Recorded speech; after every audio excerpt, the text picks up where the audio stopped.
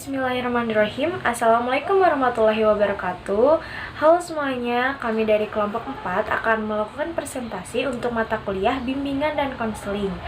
Materi yang akan kami jelaskan hari ini yaitu yang pertama, jenis-jenis permasalahan individu, yang kedua, proses dan langkah dalam studi kasus, yang ketiga adalah metode-metode dalam mendapatkan data untuk bimbingan dan konseling, dan yang keempat ada teknik-teknik dalam bimbingan dan konseling.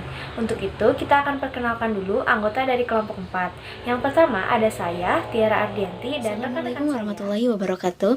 Perkenalkan, nama saya Sipa Nur Fajri dengan NIM 11920601004. Warahmatullahi wabarakatuh. Perkenalkan, nama saya Septiani Hastuti dengan NIM 11920600094.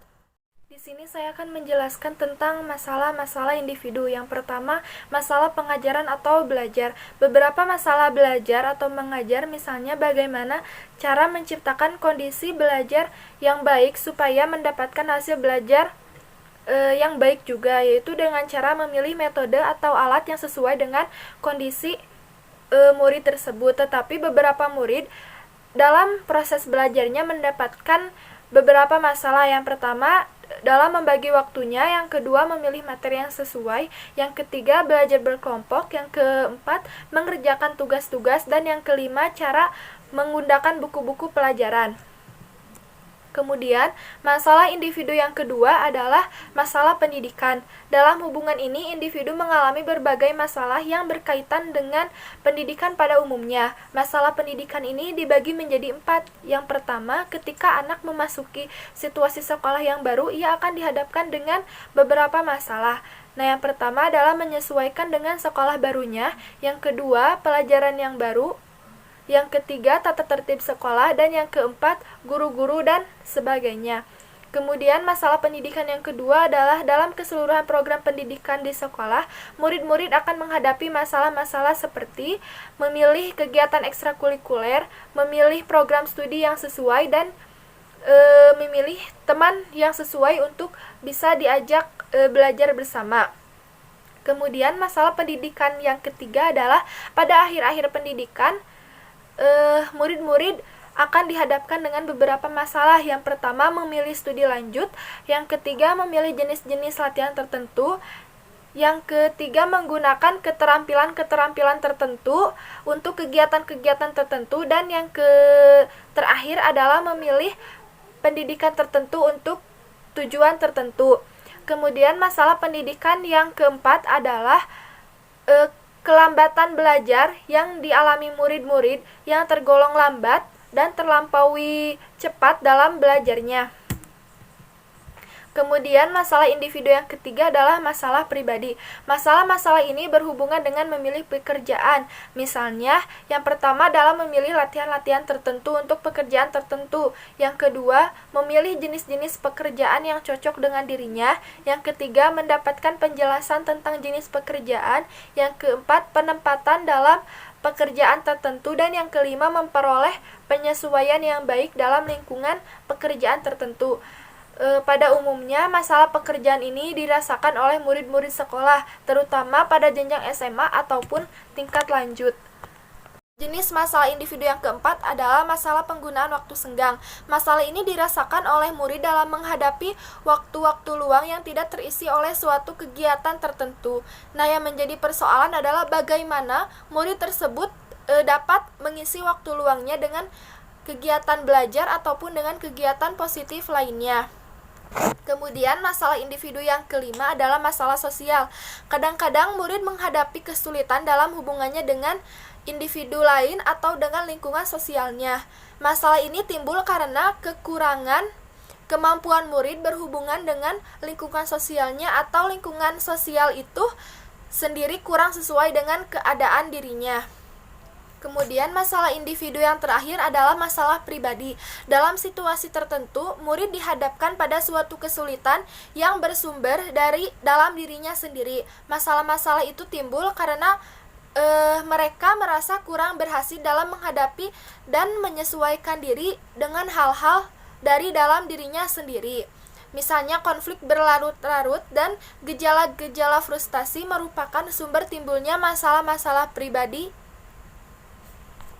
lain. Di sini saya akan menjelaskan mengenai langkah-langkah dalam bimbingan dan konseling. Yang pertama, langkah identifikasi kasus. Langkah ini dimaksudkan untuk mengenal kasus beserta gejala-gejala yang nampak. Dalam langkah ini, pembimbing mencatat kasus-kasus mana yang akan mendapat bimbingan dan memilih kasus mana yang akan mendapatkan bantuan terlebih dahulu. Yang kedua, langkah diagnosa, yaitu langkah untuk menetapkan masalah yang dihadapi kasus beserta latar belakangnya. Kegiatan yang dilakukan ialah mengumpulkan data dengan cara mengadakan studi kasus dengan menggunakan berbagai teknik pengumpulan data. Yang ketiga, langkah prognosa. Langkah prognosa yaitu langkah untuk menetapkan jenis bantuan atau terapi apa yang akan dilaksanakan untuk membimbing kasus. Yang keempat, langkah terapi, yaitu langkah pelaksanaan bantuan atau bimbingan dan merupakan pelaksanaan apa yang telah ditetapkan dalam prognosa. Pelaksanaan ini tentu memakan banyak waktu dan proses yang kontinu dan sistematis serta memerlukan adanya pengamatan yang cermat. Yang kelima, langkah evaluasi dan follow up. Langkah ini dimaksudkan untuk menilai dan mengetahui sampai sejauh manakah langkah terapi yang telah dilakukan telah mencapai hasilnya. Dalam langkah follow up atau tindak lanjut, dilihat perkembangan selanjutnya dalam jangka waktu yang lebih jauh. Baik, untuk materi yang akan saya sampaikan yaitu metode pengumpulan data dalam bimbingan dan konseling dibagi menjadi dua, yaitu teknik tes dan teknik non-tes. Teknik tes merupakan sebuah proses yang sistematis dalam mengobservasi perilaku individu dan mendeskripsikan perilaku dalam skala skor atau sistem kategori. Data yang dikumpulkan melalui tes ini bersifat pengukuran, terstandar, dan akan menghasilkan skor atau angka. Adapun secara keseluruhan, jenis tes ini dibagi menjadi 3 kelompok tes, yaitu tes kecerdasan, tes bakat, dan tes hasil belajar. Yang kedua ini ada teknik non-tes, yang merupakan prosedur pengumpulan data yang dirancang untuk memahami pribadi peserta didik yang bersifat kualitatif. Teknik ini tidak memakai alat-alat yang bersifat pengukuran, tetapi menggunakan alat-alat yang bersifat menghimpun atau mendeskripsikan. Jadi untuk teknik non-tes, hasilnya pun tidak berupa angka atau skor, melainkan deskripsi atau gambaran tentang sifat-sifat, karakteristik, tingkah laku, atau peristiwa yang dialami oleh peserta didik. Untuk teknik tes ini dibagi menjadi beberapa jenis. Yang pertama, ada observasi, yang merupakan suatu cara untuk mengumpulkan data yang diinginkan dengan mengadakan pengamatan secara langsung. Dan yang kedua, ada wawancara, yaitu suatu metode untuk mendapatkan data dengan mengadakan face-to-face relation dan dilakukan secara lisan. Yang ketiga, ada angket, yang merupakan suatu daftar yang berisikan pertanyaan-pertanyaan yang harus dijawab atau dikerjakan oleh seseorang yang menjadi sasaran kuesioner tersebut. Dan pertanyaannya pun tergantung dengan maksud serta tujuan yang ingin dicapai. Yang keempat, ada catatan anekdot, yang merupakan catatan yang bersifat deskriptif naratif yang dibuat setelah suatu perilaku terjadi untuk menerangkan secara rinci suatu perilaku khusus tersebut.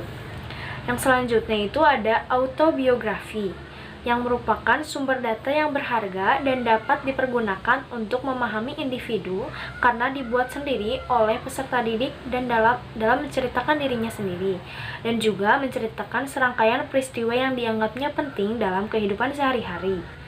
Selanjutnya, konferensi kasus, yang merupakan suatu pertemuan di antara beberapa unsur sekolah untuk membahas seseorang atau beberapa orang peserta didik yang memiliki masalah. Hal ini bertujuan untuk saling melengkapi data tentang peserta didik yang sedang menghadapi masalah, untuk kemudian memberikan layanan atau mencarikan cara penyelesaian masalah yang tepat bagi peserta didik tersebut.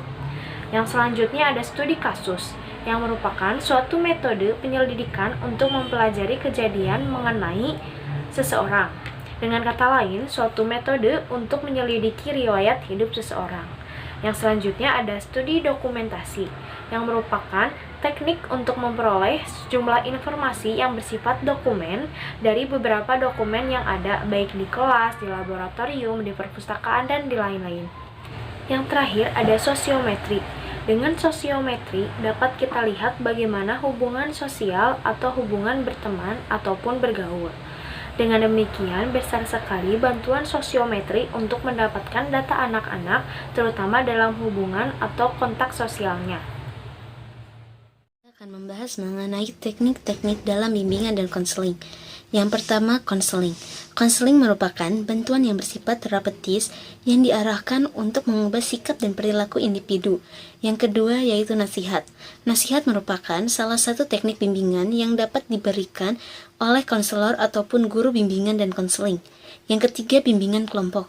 Bimbingan kelompok merupakan bantuan terhadap individu yang dilaksanakan dalam situasi kelompok.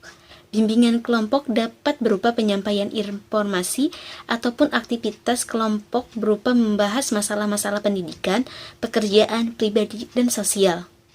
Selanjutnya pada teknik-teknik bimbingan dan konseling terdapat konseling kelompok yang merupakan bantuan kepada individu dalam situasi kelompok yang bersifat pencegahan dan penyembuhan dan diarahkan kepada pemberian kemudahan dalam perkembangan dan pertumbuhannya. Konseling kelompok bersifat pencegahan dalam arti bahwa individu yang bersangkutan mempunyai kemampuan normal atau berfungsi secara wajar dalam masyarakat, tetapi memiliki beberapa kelemahan dalam kehidupannya sehingga mengganggu kelancaran berkomunikasi dengan orang lain. Dan yang terakhir, terdapat belajar bernuansa bimbingan. Individu akan lebih berhasil dalam belajar apabila konselor menerapkan prinsip-prinsip dan memberikan bimbingan waktu belajar. Lebih jelasnya, bimbingan waktu mengajar yang dapat dilakukan oleh konselor berupa menjelaskan tujuan dan manfaat dari perkuliahan atau pembelajaran, cara belajar mata kuliah yang diberikan, dorongan untuk berprestasi, membantu mengatasi kesulitan yang dihadapi individu, penyelesaian tugas, merencanakan masa depan, memberikan fasilitas belajar, memberi kesempatan untuk berprestasi, dan lain-lain. Untuk secara umumnya, bimbingan dapat diberikan guru sambil mengajar yaitu dengan cara mengenal dan memahami individu secara mendalam, memberikan perlakuan dengan memperhatikan perbedaan individual, memperlakukan individu secara manusiawi, memberi kemudahan untuk mengembangkan diri secara optimal, dan menciptakan suasana kelas yang menyenangkan. Materi selanjutnya saya akan mencontohkan studi kasus tentang kurangnya rasa percaya diri. Kasus ini dialami oleh Jasmine. Beliau ini merupakan anak yang mempunyai sifat mudah tersinggung. Ketika kedua orang tuanya atau kakaknya memarahinya atau membentaknya, dia langsung tersinggung dan mengurung diri di kamar. Kemudian dalam hal pekerjaan, dia itu kalau nggak disuruh, dia nggak akan bekerja. Terus Jasmine ini memiliki sifat curiga terhadap teman-temannya kalau teman-temannya tuh tertawa di depannya. Jadi seolah-olah teman-temannya tuh mengolok-olok dia dan mentertawakannya. Jadi akibatnya dia itu tidak bergaul dengan orang-orang yang sedang mengobrol atau bercanda gurau. Jasmine ini mudah putus asa. Kegagalannya merupakan musibah yang besar baginya. Kegagalan mencari jati dirinya. Kegagalan mencapai peringkat 1 merupakan hal yang memalukan untuknya. Kegagalannya selalu membayanginya sehingga dia malas untuk melakukan sesuatu dan malas untuk berusaha agar ia tidak gagal lagi. Dia malas mendengarkan keterangan atau nasihat dari gurunya karena dia pikir bahwa gurunya lah yang menjadi salah satu faktor dia tidak mencapai peringkat pertama. Penyebab kurang percaya diri Jasmine yaitu yang pertama, sikap orang tua. Pola asuh keluarga yang otoriter menyebabkan anak merasa tertekan. Orang tua menuntut Jasmine untuk selalu berhasil dan selalu berada di peringkat pertama, sehingga jika dia tidak mencapai tujuan dari orang tuanya tersebut, dia akan merasa gagal. Kemudian faktor yang kedua adalah hubungan sosial dengan lingkungan. Dalam lingkup keluarga, Jasmine selalu diperlakukan seperti anak kecil. Hal ini membuat dia tertekan dan tidak dapat mengeluarkan pendapatnya. Namun di sisi lain dia selalu dimanjakan dan dilayani selama dia mengikuti kehendak dari ibunya atau ayahnya.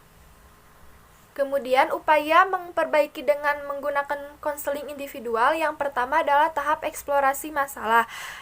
Guru BK menciptakan hubungan yang baik dengan Jasmine, membangun kepercayaan, mendengarkan apa yang menjadi perhatian,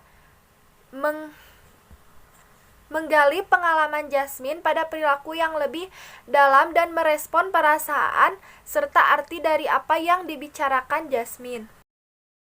Yang kedua ada tahap perumusan masalah. Guru BK bersama Jasmine merumuskan masalah, kemudian sepakat dengan rumusan masalah karena Jasmine memiliki rasa percaya diri yang kurang. Maka rasa percaya diri negatif itu harus dirubah menjadi rasa percaya diri yang positif. Yang ketiga adalah tahap identifikasi alternatif. Guru BK menawarkan beberapa strategi konseling yang tepat dan realistis serta sangat mungkin dilakukan, yaitu strategi modeling sosial, strategi bermain peran, strategi pengubahan kognitif, dan strategi konstrukturasi kognitif, yaitu yang keempat ada tahap perencanaan. Beberapa alternatif strategi konseling yang ditawarkan guru bimbingan konseling yang telah dipilih Jasmine adalah strategi bermain peran, strategi pengubahan kognitif, dan strategi restrukturasi kognitif. Yang kelima, tahap tindakan atau komitmen. Guru BK mendorong Jasmine untuk berkemauan melaksanakan rencana-rencana di atas. Usaha Jasmine untuk melaksanakan rencana ini sangat penting bagi keberhasilan konseling, karena tanpa ada tindakan nyata, proses konseling tidak berarti. Yang keenam ada tahap penilaian dan umpan balik. Guru BK serta Jasmine mengadakan penilaian tentang hasil yang telah dicapai. Pada kenyataannya, proses konseling telah banyak menampakkan hasil, yaitu dengan adanya perubahan pada diri Jasmine. Jadi dia mulai meningkatkan rasa percaya dirinya dan sering tidak takut lagi. Sekian penjelasan dari kelompok kami. Mohon maaf bila banyak kekurangan ataupun kesalahan. Terima kasih atas perhatiannya. Wabillahi taufiq wal hidayah. Wassalamualaikum warahmatullahi wabarakatuh. Sampai jumpa.